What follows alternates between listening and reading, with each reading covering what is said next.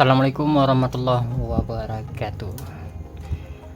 Sahabat YouTube, berjumpa lagi dengan saya di Teknisi Gado-Gado ataupun channel Green Black Audio ya. Oke, pada kali ini kita akan membahas tentang power amplifier mobil ya.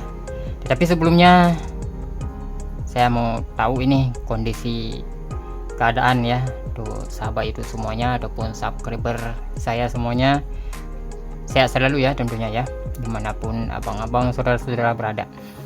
Oke, kali ini saya akan membahas cara servis power amplifier mobil ya. Nah, ini memang kelihatan seperti rongsokan, tetapi ini masih hidup ya, masih utuh. Cuman di power supply-nya ada beberapa komponen yang sudah saya lepas ya. Sebentar saya jauhin kamera sedikit. Oke. Nah, di sini yang perlu diketahui adalah sistem power mobil. Dia ada bloknya ya. Ada bagian-bagiannya masing-masing. Seperti yang kita lihat di sini ada ibarat kumparan ya, tetapi ini berfungsi seperti trafo, disebut dengan toroid ya. Nah, toroid ini dia berfungsi dari aliran tegangan DC 12 volt ya, dikeluarkan dengan AC CT ya, dijadikan dengan CT. Kalau dari sini masuknya 0 volt ya, tidak ada CT nya. Nah, jadi untuk pengecekan umpama powernya rusak ya, umpama powernya rusak, istilah kata protect ya. Kebiasaan kalau protect dia menyala lampu merah di sini ya, di sini menyala lampu merah, itu protect. Nah, itu protect. Nah, apabila ada kejadian seperti itu, langkah pertama yang harus dilakukan adalah sebelum dibongkar powernya. Kalau misalnya posisinya power masih dalam mobil ya, apa yang harus dilakukan? Langkah pertama yaitu lepaskan semua kabel yang terhubung ke speaker pintu ataupun ke subwoofer ya. Sisakan kabel dari baterainya ya, sisakan kabel itu saja. Dia ada 3 kabel ya, ground, B12 plus ya, dan rem, dari kepanjangannya itu remote ya. Istilah kata tegangan rem ini juga dibutuhkan dengan tegangan sekitar 12 volt yang dialiri ataupun disuplai dari head unit, maka berfungsi sebagai otomatis ya, sistem otomatis. Begitu head unit kita hidupkan, maka secara otomatis power amplifier ini akan hidup seperti itu ya. Nah, jadi disisakan saja 3 kabel ini. Nah, setelah dilepaskan kabel speaker semuanya, dihidupkan lagi powernya, dihidupkan lagi. Apakah masih protect? Apabila protectnya hilang, berarti ada kerusakan pada salah satu speaker ya. Bisa jadi dari speaker koaksial, yaitu speaker pintunya ya, mungkin spoolnya di dalamnya itu udah hangus, atau bisa jadi kabel speakernya ya, kabel speakernya ada yang telanjang, yang serabutnya keluar, jadinya bersentuhan dengan bodi mobil. Karena bodi mobil ini, seluruh badan mobil ini dia itu ground ya, dia itu ada aliran ground dari baterai. Nah, seluruh bodi mobil. Nah, apabila ada kabel yang telanjang, maka periksa dulu kabel-kabelnya semua. Kalau memang kabelnya sudah bagus, baru dipasangkan ulang. Begitu dipasangkan ulang, dicek lagi, terjadi lagi protect. Kalau misalnya begitu terjadi lagi protect, dilihat dari channel mana ya. Karena power mobil ini dia ada yang jenis, kalau yang seperti yang saya pegang ini ada 4 channel ya. Ini motif 4 channel, rear dan frontnya ya, rear juga stereo dan front stereo ya. Nah, jadi dilepaskan satu persatu ya dari channelnya. Misalnya dari rare dilepaskan channel 1, terus dilihat proteknya hilang nggak. Nah, channel mana begitu udah ketemu, maka itulah yang diperiksa, bisa saja speaker ataupun kabelnya.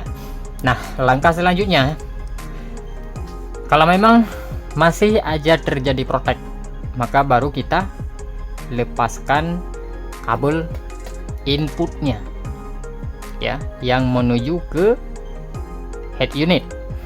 Nah, jadi di sini yang perlu diketahui, ground input ya, ground input berbeda dengan ground body. Itu beda, tidak sama ya, ground input dengan ground body itu beda. Nah, apabila ground input ya bersentuhan dengan ground body, itu akan terjadi suara noise ya, yang pada kata umumnya storing.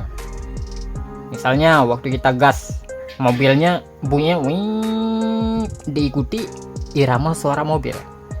Nah, maka grounding ini tidak boleh bersentuhan dengan ground body ya. Nah, selanjutnya kalau sudah dilepaskan masih aja ada protek, nah baru kita bongkar. Nah, begitu selesai dibongkar, cara periksanya memang kalau kita lihat sedikit rumit ya, sistem power mobil ketimbang power pada umumnya, yaitu power listrik ya, yang bisa kita gunakan misalnya umpama power amplifier rumahan ya, ataupun power sound system. Itu mudah ketimbang sistem power mobil, dikarenakan kalau power yang menggunakan tegangan listrik ya, AC 220 volt, dia itu tidak seperti inilah ya, tidak seperti ini, dikarenakan trafonya terkadang asing, dan juga untuk driver powernya itu pisah-pisah ya, ada juga yang sebelah kiri dan juga yang sebelah kanan, ataupun kiri dan kanannya. Begitu juga dengan kit tone controlnya.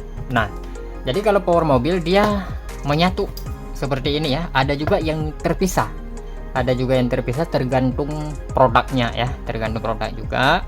Cuman umumnya yang ada di Indonesia ini kebanyakan seperti ini ya jenisnya.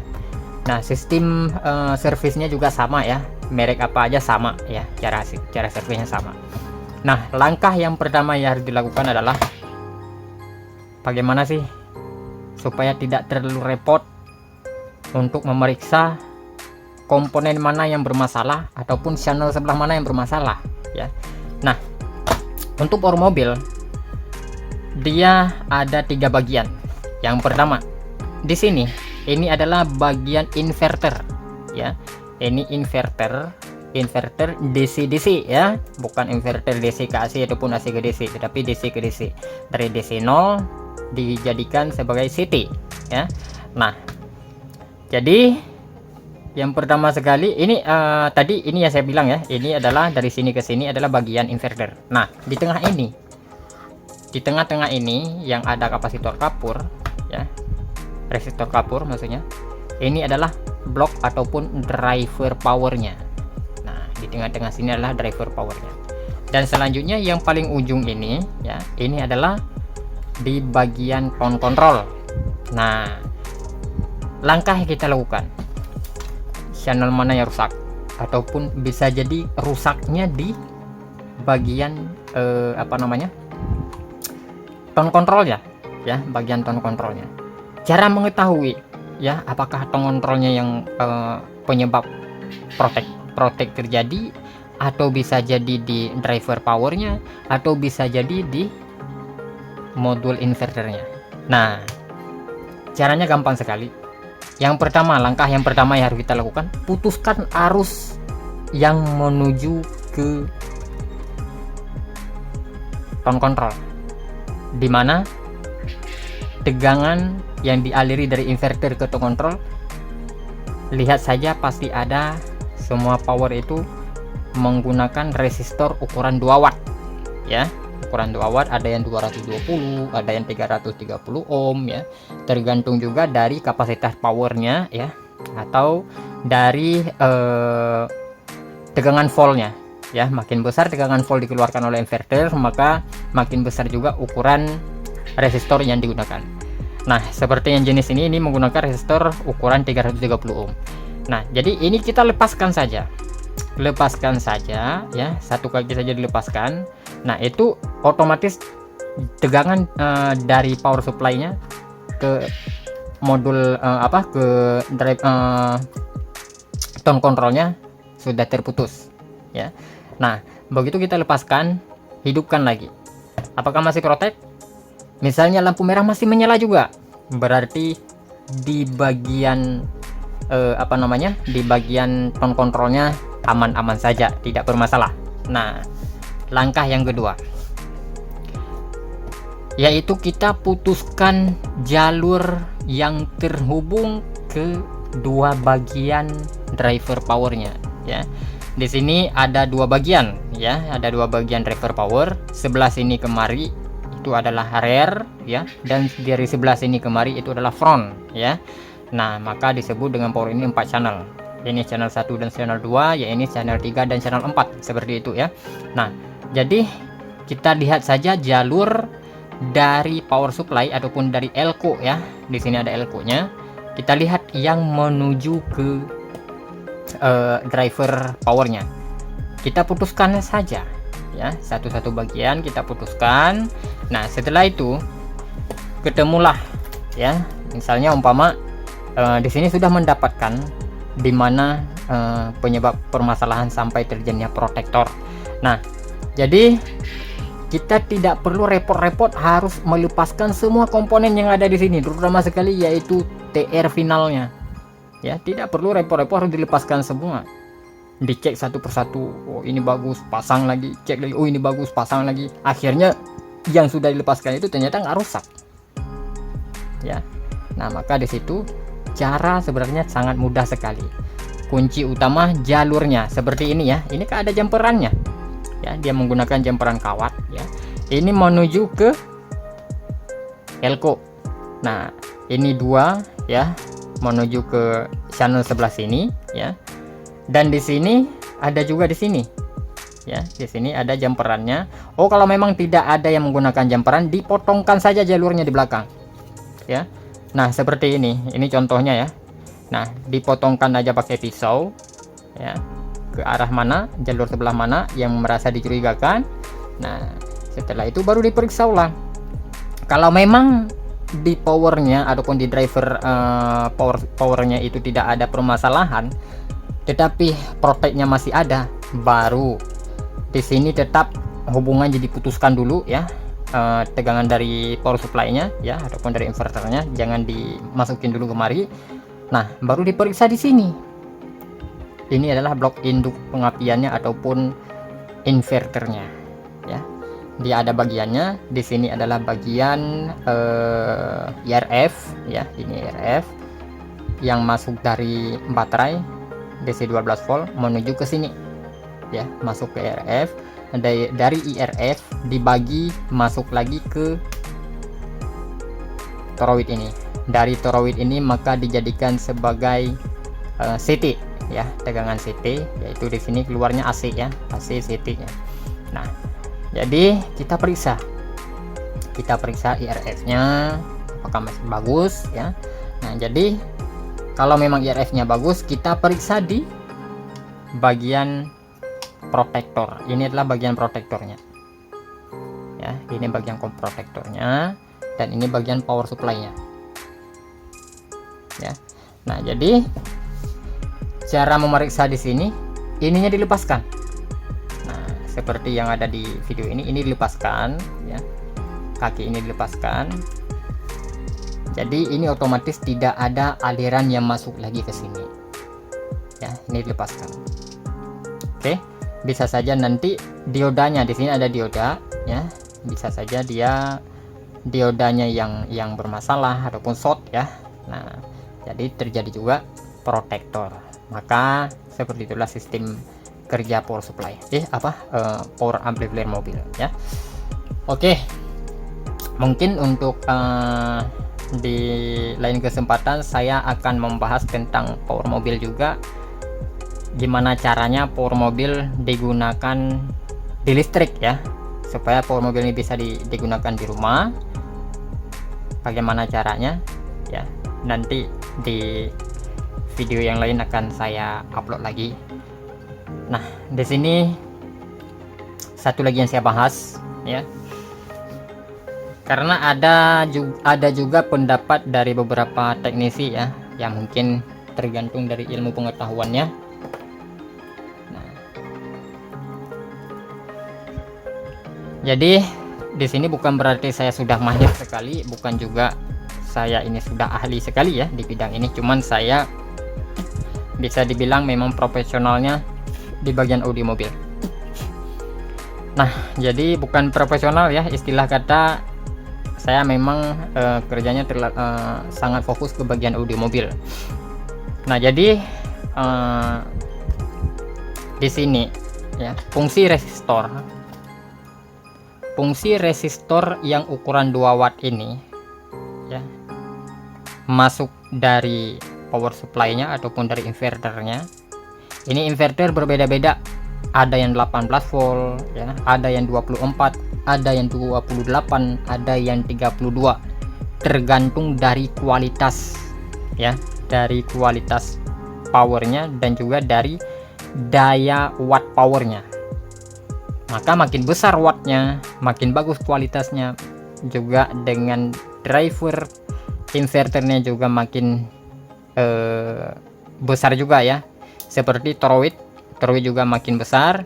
Begitu juga dengan IRF ini makin banyak, berarti tegangan voltnya itu besar. Istilah kata di sini ada IRF 6 biji, ini kan 4. Nah, kalau 4 ini pada umumnya keluar tegangan 18 volt sampai ke 22 ya.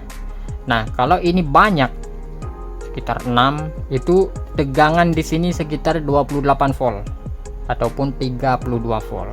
Makin banyak IRF, maka di sini makin tinggi juga tegangan volt yang dikeluarkan untuk powernya. Nah, jadi fungsi resistor ini adalah untuk menurunkan tegangan yang dibutuhkan oleh komponen tone controlnya. Umpama tone control ini membutuhkan tegangan 18 volt, maka di sini digunakan resistor yang bisa menurunkan tegangan sesuai dengan yang dibutuhkan oleh tone controlnya. Nah, ini juga tergantung dari inverternya. Jika memang tone control ini dibutuhkan DC in-nya itu sekitar 15 volt, maka resistor ini juga akan disesuaikan dari inverternya berapa volt, maka disesuaikan supaya di sini bisa mendapatkan tegangan 15 volt dan juga tidak boleh lebih daripada itu ya. Nah, dari resistor ini menuju ke di sini ada Elco dan juga ada dioda Zener. Nah, di sini juga ada yang banyak salah paham. Fungsi dioda Zener ya, yang dari tegangan dikeluarkan oleh resistor ini masuk ke dioda Zener, ini bukan untuk mengurangi tegangan volt ya, tidak dikurangi tegangan volt, karena yang mengurangi tegangan volt adalah resistor, bukan dioda Zener. Jika dioda Zenernya yang menurunkan tegangan volt, maka tidak digunakan lagi resistor ya. Yang menurunkan tegangan volt adalah resistornya. Setelah diturunkan tegangan oleh resistornya, distabilkan oleh dioda Zener. Fungsi dioda Zener untuk menyetabilkan tegangan yang dikeluarkan oleh resistor ini ya, bukan untuk menurun tegangan. Nah, istilah kata dioda ini short, boleh saja dilepas, power masih bisa dipakai, dan ini tidak usah ragu, nggak akan jebol, tidak akan jebol. Cuman jika dioda Zener ini tidak digunakan, tegangan di sini naik turun, dia tidak stabil ya, tidak stabil. Pernah melihat power lampu indikator warna hijau ini terkadang redup ya, makin besar suaranya dia redup ya, suaranya kecil dia nyalanya terang sekali. Nah, itu diakibatkan tidak ada penyestabilan tegangannya. Nah, seperti itu ya. Jadi dioda Zener ini adalah untuk menyestabilkan tegangan volt, dan juga untuk dijadikan jalur CT-nya ini searah ya, untuk menyearahkan tegangannya, bukan untuk menurun tegangan. Tergantung juga di mana letak dan tempat yang digunakan. Kalau di sini digunakan pengaliran tegangan dari resistor ini adalah untuk menyestabilkan arus ya, ataupun tegangan. Jadi kalau memang ada short satu aja yang short, maka dilepaskan dua-duanya, jangan dilepaskan satu ya, satu yang short, dua-duanya dilepas. Jadi powernya ini untuk ininya aman-aman saja ya, terkecuali rusak dari resistor, baru ini bermasalah ya. Di saat ini yang ada kita lepaskan, umpama tidak ada komponen yang ketersediaan stok komponen untuk digantikan, cuman keluhannya ini panasnya luar biasa ya, panasnya luar biasa. Memang resistor ini panas ya waktu kita hidupkan, walaupun dari baru tidak ada rusak sama sekali, dia sudah panas ya, tetap panas. Karena apa? Aliran tegangan volt yang masuk dari inverter ini ampernya sangat tinggi, maka ini panas ya. Tetapi nggak usah khawatir, kepanasan di sini nggak akan menyebabkan kesininya bermasalah ya. Nah, jadi itulah fungsi dioda Zener seperti ini ya. Oke, sekian dan terima kasih. Itu saja kali ini yang kita bahas.